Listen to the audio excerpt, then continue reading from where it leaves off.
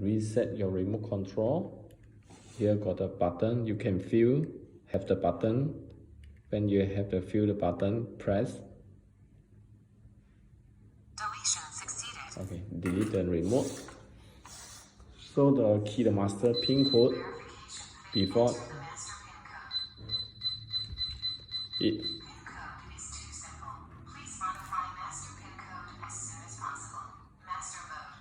To change master pin code, press 1.